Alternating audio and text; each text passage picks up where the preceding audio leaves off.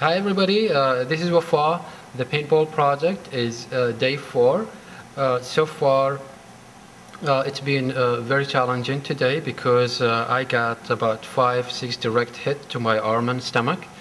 But also I feel my body is a little bit given up in terms of just trying to slow down. I'm not allowed in it to slow down.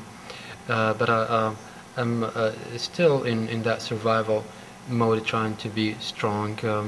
The day was, beside a lot of shooting, the day was quiet in terms of event.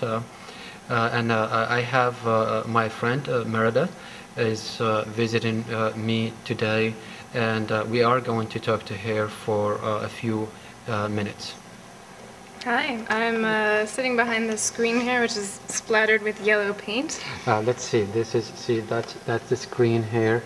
We are trying to protect ourselves from the direct shot of the gun. And it's a really interesting feeling to sort of have the understanding that at any point somebody could be aiming at you.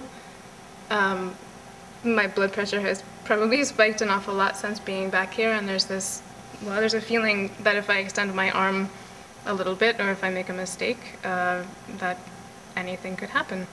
So, I don't know, we were talking earlier about how it feels to be on the other end of basically of a video game, but the difference is that you're a real life person, and bodily harm can happen.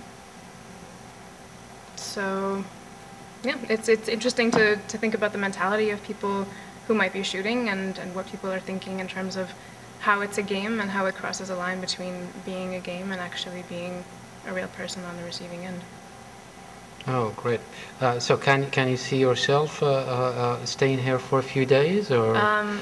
All I can say is that I've been here for how many minutes? 5 minutes? It's about 5-6 minutes when the gun is moving right now. And when you hear the gun starting to move, and when you are anticipating, you can't let your guard down at any time. There's a feeling like at any moment something could be happening. The sound itself I have a very visceral reaction to the sound. I've been asked this question, and I'll ask it to you. Who do you think is shooting? I think we live in a culture right now where people don't think an awful lot of video-based games, and I think people are so trained not to associate an action on a screen with an actual real-life causality. So I think people who are gaming fanatics, or people who are bored, or who have stumbled on the website and are up late, are probably enjoying themselves. I think the real question for me is, what are they thinking the next day? One thing when I asked you this early in the evening, and I told you, you said something about when this project slows down. I said it slows down around dinner and around lunch. Can you say something about that? Well, I think what I had said, it's interesting to me because I wonder if violence just becomes a way of filling your time. That if you have better things to do, like let's say you're hungry, or you have work to do, or you have a friend coming over, violence isn't what you're going to resort to, but violence is sort of a last-ditch option if you're bored and have time to kill. Okay, great. Anything else you wanted to say? I can't imagine doing this for 30 days. I just can't imagine. I know we're going to have dinner in a few minutes.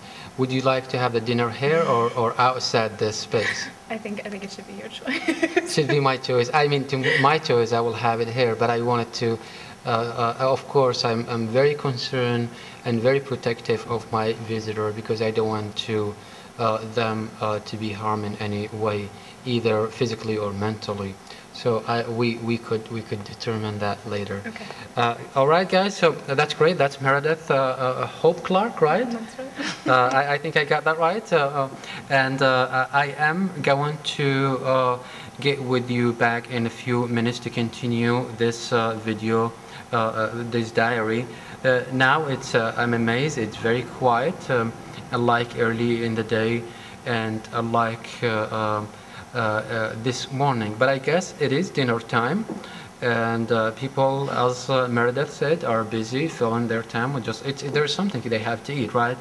And it's interesting, it picks up later it's from midnight until 4 o'clock in the morning. I don't know why, but it's amazing. That's the peak hour for this project. All right, I'll get with you back in a few minutes. Talk to you soon.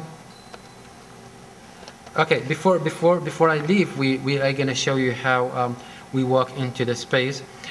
What I'm doing here with my visitor, I roll and this protective shield. You could see, and just put it in front of them. It's a rolling garment rack here, and then just show you that in a second. And what I did, it's a garment rack. You could roll it, and I put a plexiglass around it. And this is I use when I'm sitting at my computer, because I don't want it to get hit in the head. And also I use when I go to sleep. Then I use it as well when I have visitor and I want them to experience what I am experiencing. So what we're gonna do, we are going to roll this and take our visitor out of the space. Just what I'm gonna do is to have Meredith put her mask on, and this is a real paintball mask. That's professional one. I'll put mine on just to protect my eyes. I know people saying I'm insane by just protecting the eyes and not anything else. And then we are going to go, Meredith, if you want to grab the tab, actually not the side here, and then roll it with for me, and then we're gonna go out. Okay, guys, see, we're rolling this, and luckily the gun is not pointing away. I could just show you what we're doing here, and I just gonna show you Meredith is taking that shield out, and here is, yeah, you could just leave it there, and here she is. All right, we survived. We'll talk more in a second. All right, everybody. Meredith decided to have her dinner behind the shield here inside the project space, and I said fine. I was more concerned about her than she was, but she wants to experience it. So this is going to be interesting because I haven't eaten with another person in the space, so it's going to be really, really close. And I wanted to see if people are going to hit us during dinner. They had their dinner, right? But so how are you feeling? A little nervous. A little nervous. Okay. We'll get maybe I'll keep this rolling to see if people if we could hear in the background if people are gonna hit us while we're eating.